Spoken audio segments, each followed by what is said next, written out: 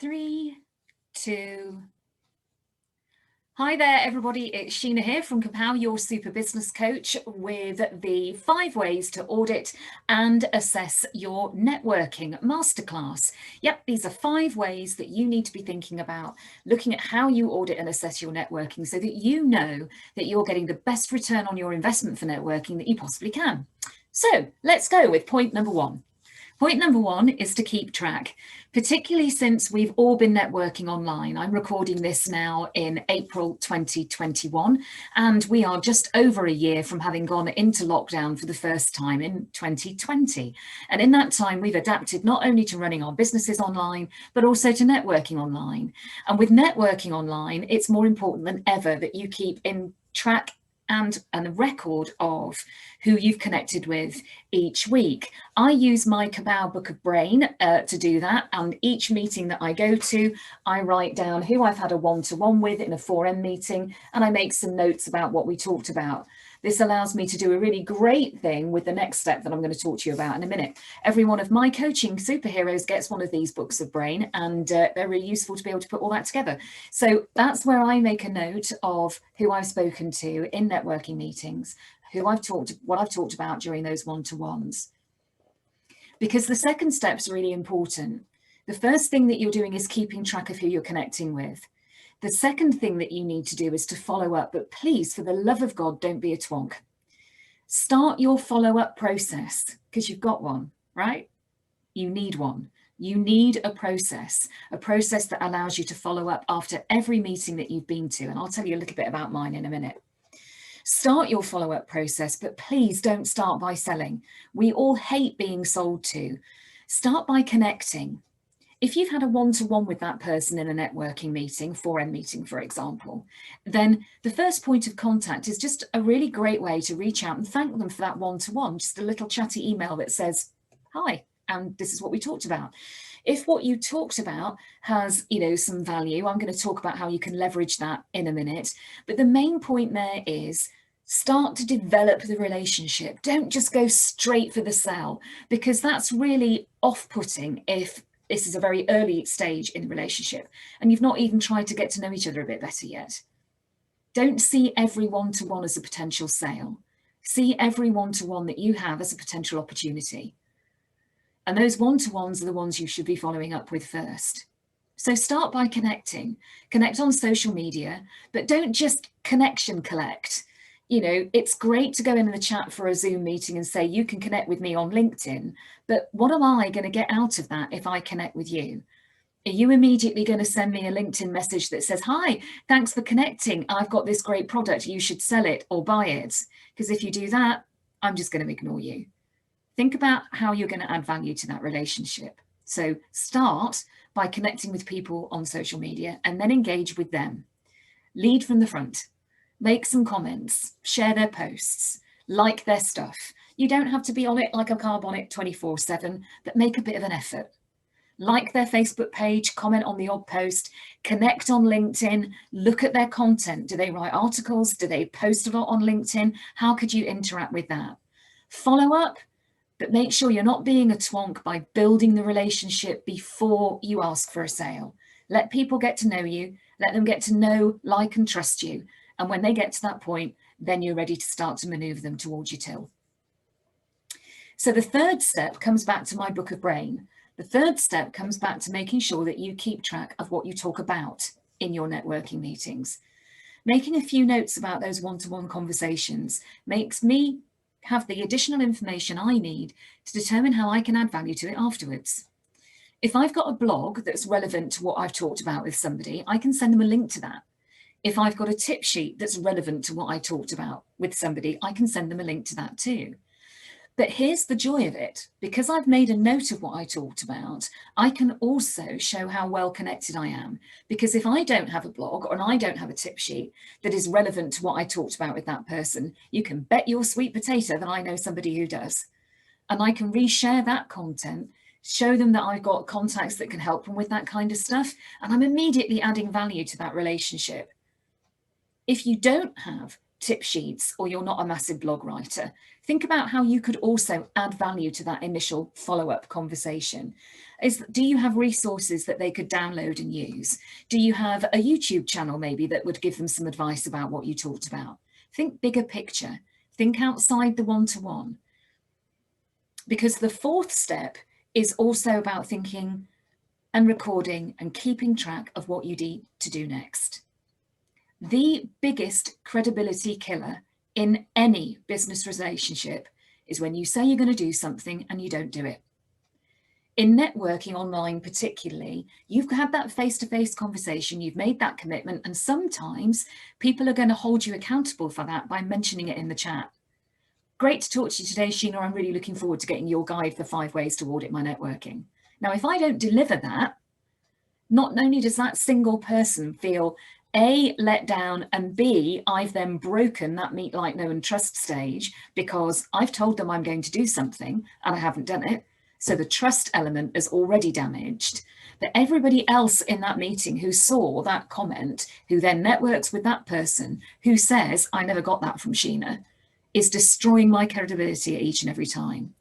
So when you're making notes about what you've talked about in a one-to-one, if you have said you're going to do something, make it really obvious. Star it, circle it, use a different color pen, whatever. But then you've got to make sure that you come back to that. Don't just put your book of brain, whatever you use, over there in a pile and forget about it. You need to be reviewing this stuff every week. If you agree to do something in that one-to-one, you need to action that as soon as you possibly can, ideally straight away. As I said, your credibility will fall through the floor if you don't do that. So write it down and then action it. Get on it. Because that initial step is going to give that meet, like, know process the acceleration that you want. Because all of this is about auditing and assessing your networking. Those first 4 steps, keeping track of who you're talking to, following up, having a process, but not being a twonk about it, taking action and advice about what you talked about so you can think about how you can add value to that relationship, and keeping track of what you need to do next. They are all things that need to be happening as you are networking. So those one-to-one conversations need to be followed up with as soon as you can.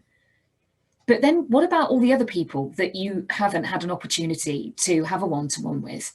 This is where you need to think about harvesting the chats.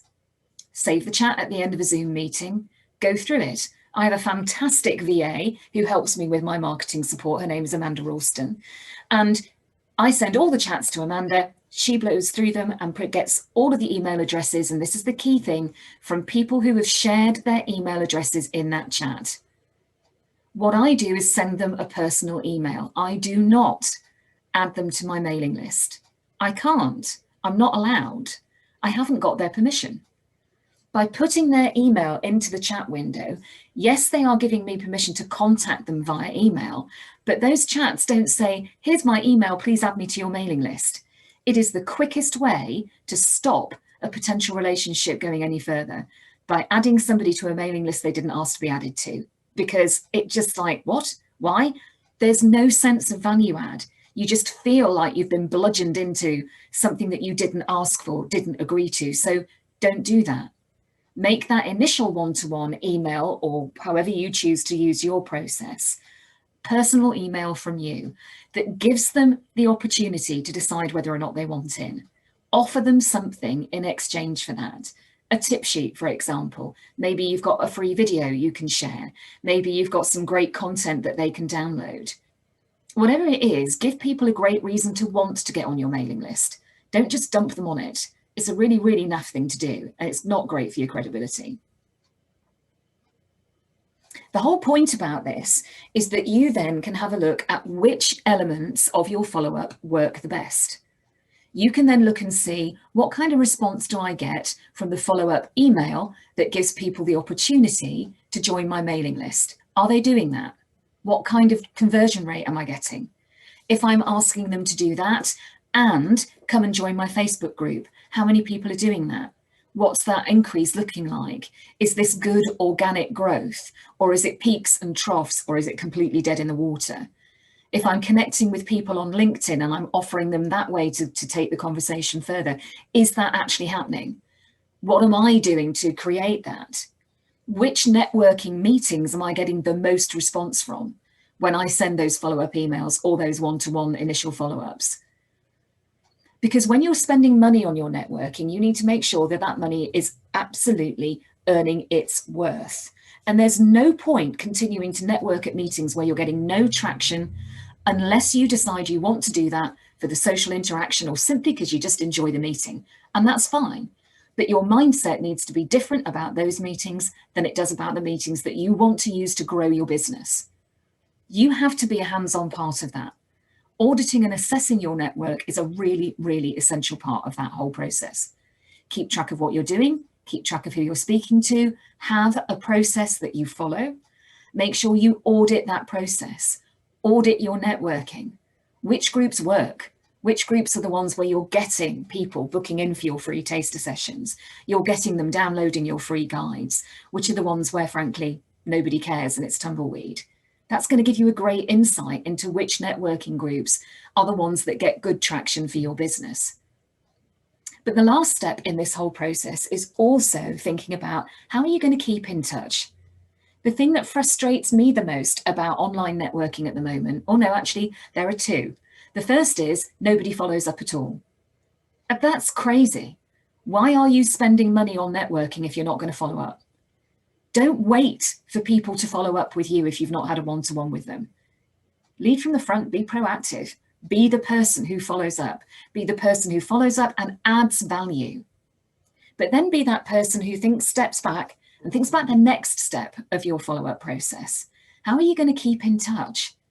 Sending that one follow-up email, making that single initial connection on social media, that's just the start. How are you going to nurture that relationship? Think about a follow-up strategy that turns conversations into contacts. And that's where I can help you. If you'd like to find out a little bit more about how working with me can help you put those kinds of strategies together, then there are two ways that you can go ahead and do that.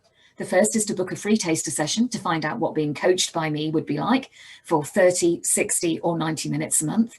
And I'll drop the link into how you can do that towards the end of this video. But there's also a great way to work with me online that doesn't require that kind of time commitment. And that's by becoming an online member of my coaching hub. For just £15 a month, you get access to great content like this. You also get access to great strategy planners, tip sheets, masterclasses, and once a month, you get the chance to come along to the business boardroom. If you're an online member of the coaching hub, that is completely free. It's part of your membership. And that online boardroom is 60 minutes with me, where you tell me what your current challenge or your current question is, the thing that's holding you back in your business.